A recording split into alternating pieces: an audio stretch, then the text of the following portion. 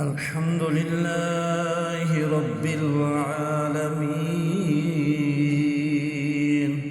والعاقبة للمتقين والصلاة والسلام على سيد الرسل وخاتم النبيين وعلى آله وأصحابه أجمعين، خصوصاً على الخلفاء الراشدين المهديين والذين اتبعوهم بإحسان إلى يوم الدين. أما بعد، فأعوذ بالله من الشيطان الرجيم. بسم الله الرحمن الرحيم. فلما بلغ معه السعي قال يا بني إني أرى في المنام أني أذبحك فانظر ماذا ترى. قال يا أبت افعل ما تؤمر، ستجدني إن شاء الله من الصابرين. وقال النبي صلى الله عليه وسلم: من وجد سعة فلم يضح فلا يقربن مصلانا. آمنت بالله، صدق الله العلي العظيم،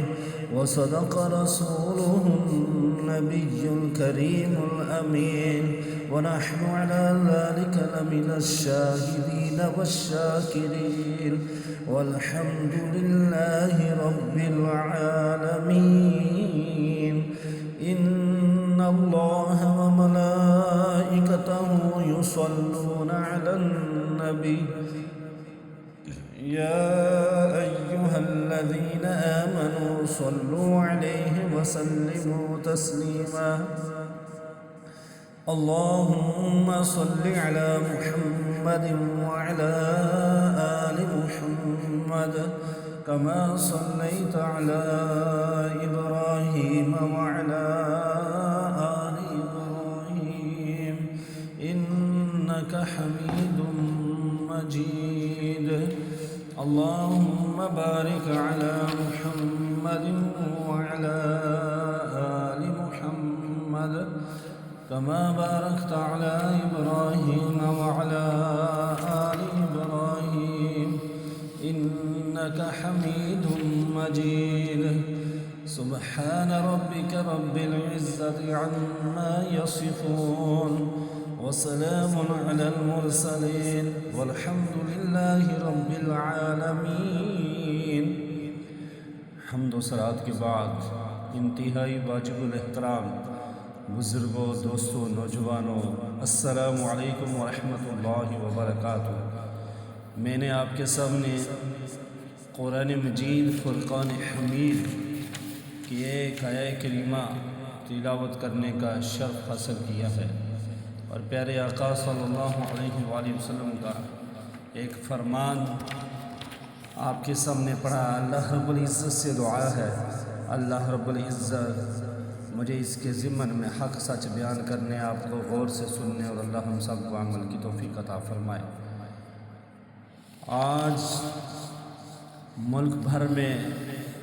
عید الاضحیٰ کا اسلامی تہوار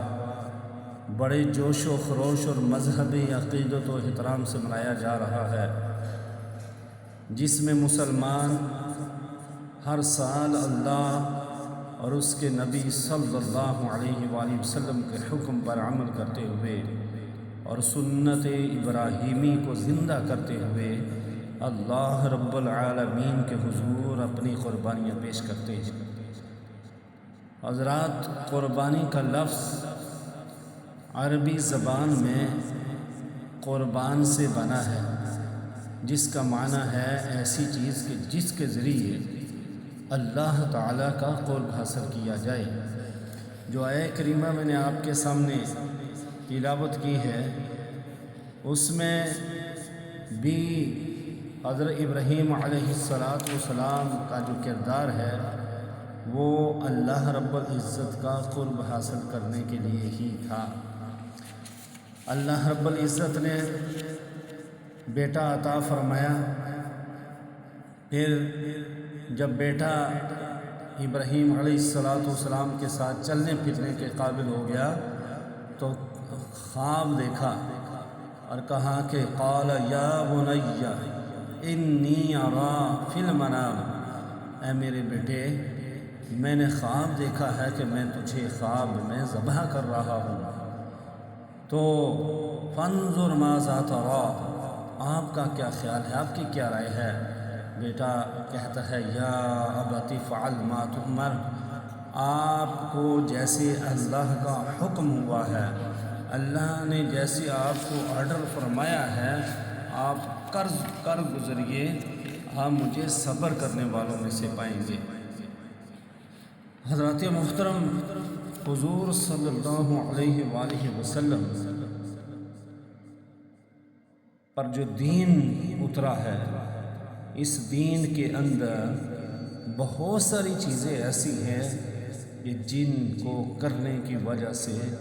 اللہ رب العزت کا قرب حاصل ہوتا ہے، ان میں سے ایک ہے قربانی۔ حضرات محترم، آج کے مسلمان جو بھی پوری دنیا میں رہتے ہیں اس قربانی کا بندوبست کرتے ہیں، قربانی کا بندوبست کرتے ہیں اور اپنے رزق حلال میں سے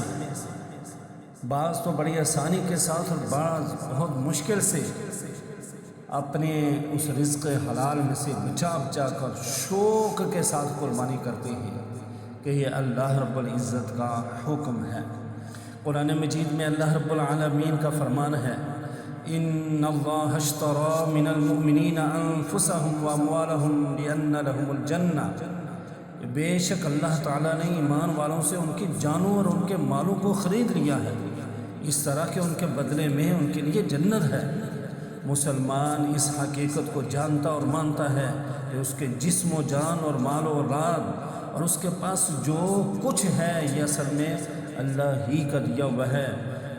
ہر چیز کا خالق اللہ رب العزت ہے، ہر چیز کا مالک اللہ رب العزت ہے۔ اللہ تعالیٰ نے ایک اور جگہ ارشاد فرمایا سورہ زمر میں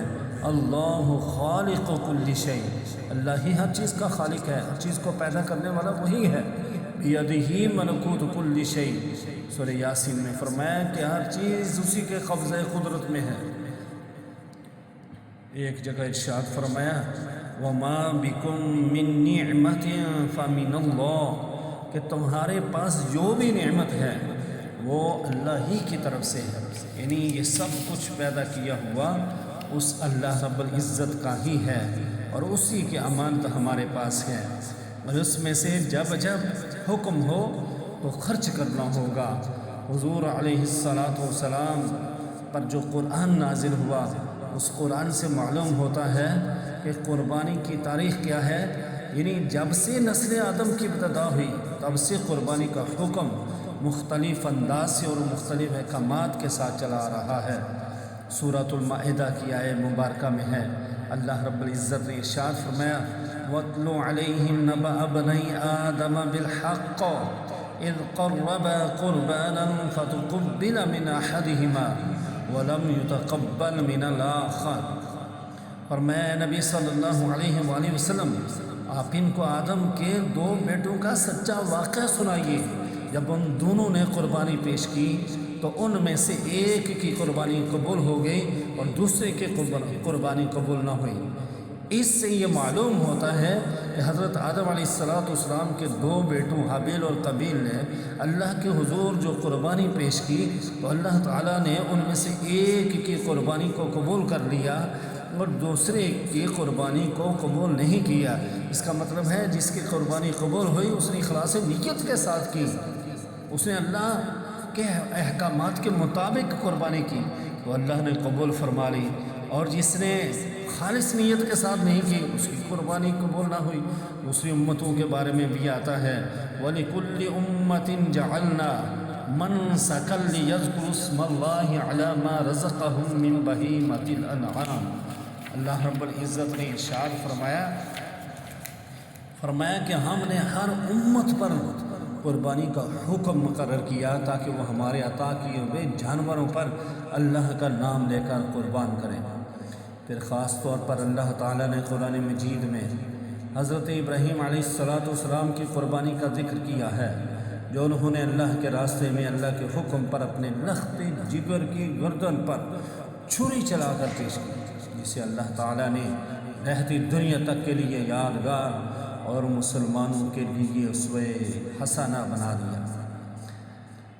حضرت ابراہیم علیہ السلام کی زندگی کے اندر امتحانات کا ایک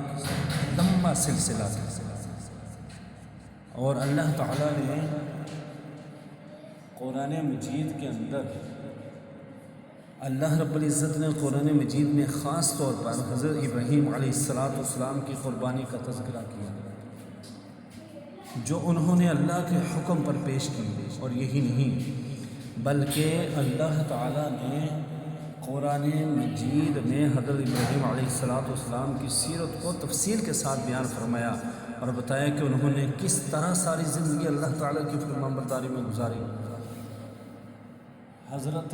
ابراہیم علیہ السلام کی زندگی میں اللہ تعالیٰ کی طرف سے کئی امتحانات آئے اور وہ ان سب میں سرخرو ہوئے پہلی پوزیشن میں پاس ہوتے رہے۔ اللہ رب العزت نے ارشاد فرمایا وَإِذِ ابْتَلَىٰ إِبْرَاهِيمَ رَبُّهُ بِكَلِمَاتٍ فَأَتَمَّهُنَّ، ابراہیم کو اس کے رب نے کئی امتحانات میں آزمایا اور وہ تمام امتحانات میں پورا اترے۔ حضرت ابراہیم علیہ السلام کی ساری زندگی توحید کے پرچار اور شرک و بت پرستی سے انکار میں گزری۔ اس کے لیے کبھی وہ اپنے مشرک باپ کو سمجھا رہے ہیں اور ان کو توحید کی دعوت دے رہے ہیں، کبھی مشرک قوم کو سمجھا رہے ہیں اور ان کو توحید کی دعوت دے رہے ہیں، کبھی مشرک بادشاہ نمرود کو سمجھا رہے ہیں اور اس کو بھی توحید کی دعوت دے رہے ہیں۔ اس کے نتیجے میں انہیں باپ کی طرف سے سختی اور سنسار کر دینے کی دھمکی اور قطع تعلقی کا بھی سامنا رہا، قوم کی طرف سے دشمنی اور قتل کی دھمکیوں کا سامنا بھی کرنا پڑا، بادشاہ وقت نمرود کی طرف سے مخالفت کا سامنا بھی کرنا پڑا، اور بالآخر قوم نے آپ کو دہکتی اور بھڑکتی ہوئی آگ کے شعلوں میں بھی ڈال دیا۔ حضرت ابراہیم علیہ السلام نے یہ سب کچھ برداشت کر لیا، لیکن حق کے راستے سے نہیں ہٹے، اللہ رب العالمین کی توحید کا پرچار اور شرک کا انکار نہیں چھوڑا، اور ساری زندگی اسی راستے پر رہے۔ قرآن مجید بتاتا ہے کہ حضرت ابراہیم علیہ السلام کی ساری زندگی اللہ کے فرمان برداری میں گزری۔ جب بھی اللہ کی طرف سے حکم آتا تھا اس پر عمل کرنے کے لیے فوراً تیار ہو جاتے تھے۔ اللہ رب العزت نے فرمایا اذ قال له ربه اسلم، جب ان کے رب نے انہیں کہا کہ فرمان بردار ہو جاؤ، جھک جاؤ، سرنڈر کر جاؤ، قال اسلمت لرب العالمین، فوراً کہا کہ میں مطیع و فرمان بردار ہو گیا، میں نے سرنڈر کر دیا، اپنے آپ کو اللہ تیرے حوالے کر دیا۔ جب اللہ تعالیٰ کی طرف سے حکم ہوا ابراہیم علیہ السلام بیت اللہ کی تعمیر کر دو، تو حضرت ابراہیم علیہ السلام اپنے بیٹے کے ساتھ اللہ کے حکم سے بیت اللہ کی تعمیر جو ہے وہ بھی مکمل کرتے ہیں، اور پھر جو ہے وہ دعا کرتے ہیں ربنا وجعلنا مسلمین لک، اے اللہ مجھے بھی اپنا فرمان بردار بنا اور میرے بیٹے کو بھی، ومن ذریتنا امتا مسلمتا لک، اور میری اولاد میں سے بھی ایک امت مسلمہ پیدا فرما، یعنی وہ امت بھی تیری فرمان بردار ہو، اور مرنے سے پہلے اپنی اولاد بھی اسی یہ دنیا سے رخصت ہونے سے پہلے حضرت ابراہیم علیہ السلام نے وصیت کی اپنے اولاد کو کہ فلا تموتن الا وانتم مسلمون، کہ تم جو ہے وہ اپنے رب کے فرمانبردار بن کر دنیا سے جانا۔ اللہ رب العزت نے ابراہیم علیہ السلام کو بہت سارے امتحانات میں ڈالا، انہوں نے صبر کر کے پاس ہو کے دکھایا۔ اللہ رب العزت کے پیارے حبیب حضرت ابراہیم علیہ السلام اللہ کے حکم پر اپنا گھر بار، خاندان، قوم، قبیلہ اور وطن سب کچھ چھوڑ چھاڑ کر ملک شام کی طرف سے ہجرت کر گئے۔ اب وہاں نہ کوئی جان پہچان، نہ کوئی رشتہ دار، نہ اولاد، اب بڑھاپے کی عمر کو پہنچ چکے ہیں اور اللہ سے دعا کر رہے ہیں ربی حب لی من الصالحین، یا اللہ مجھے نیک اولاد عطا فرما دے۔ پھر اللہ نے فرمایا فبشرناہ بغلام حلیم، کہ ہم نے انہیں ایک فرزند کی بردبار بیٹے کی خوشخبری سنائی۔ اللہ رب العزت کے پیارے حبیب حضرت ابراہیم علیہ السلام نے پھر کیا کیا کہ پھر اس بیٹے کہ جو بیٹا اپنے باپ کا بڑا ہی پیارا لاڈلا، ہر بچہ بڑا لاڈلا پیارا ہوتا ہے اور اس کے ناز و نخرے جو ہیں وہ مانے جاتے ہیں، انہیں اس کی ہر خواہش کو پورا کیا جاتا ہے۔ لیکن یہاں کچھ اور ہے، اللہ رب العزت کی طرف سے حکم ہوتا ہے ابراہیم اپنے بیٹے کو ذبح کیجئے۔ خواب کے ذریعے بتایا گیا، بیٹے سے جب کہا گیا تو بیٹے نے کہا یا ابت فعل ما تؤمر، اے میرے والد محترم جیسے آپ کو حکم ہوا ہے آپ مجھے اسی طرح ذبح کر دیجئے، آپ اسی طرح کیجئے۔ پھر حضرت ابراہیم علیہ السلام نے ایسا کیا اور اللہ رب العزت کو کچھ اور منظور تھا، امتحان میں پاس کرنے کا ایک بہانہ تھا۔ حضرت ابراہیم علیہ السلام نے بیٹے پر چھری چلا دی، چھری نہ چلی، دیکھا تو جنت سے مینڈا جو ہے وہ آ گیا۔ حضرت اسماعیل علیہ السلام ذبح نہ کیے گئے۔ اب جو ہے کیا تھا، شیطان کی چال بھی، شیطان نے حضرت اسماعیل علیہ السلام کی والدہ کو اور پھر حضرت ابراہیم علیہ السلام کو بھی ورگلانے کی کوشش کی، لیکن اللہ رب العزت کے حکم کے مطابق فلما اسلما وتلہ للجبین، اور دونوں نے اللہ کے حکم کے آگے سر تسلیم خم کر دیا۔ حضرت ابراہیم علیہ السلام نے وہ کر دکھایا اور اللہ تعالیٰ نے اس کی جو ہے وہ اس کا تذکرہ فرمایا یا ابراہیم قد صدقت الرؤیا، ابراہیم تو نے خواب کو سچ کر دکھایا، اللہ کے حکم کو پورا کر دیا۔ ان ھذا لہو البلاء المبین،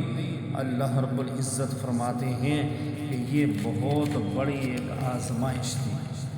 یہ بہت بڑی آزمائش تھی، اور شیطان ورغلاتا رہا، حضرت ابراہیم علیہ السلام سے کنکریاں مارتے رہے، اور آج بھی شیطان کو کنکریاں جو ہیں وہ سنت ابراہیمی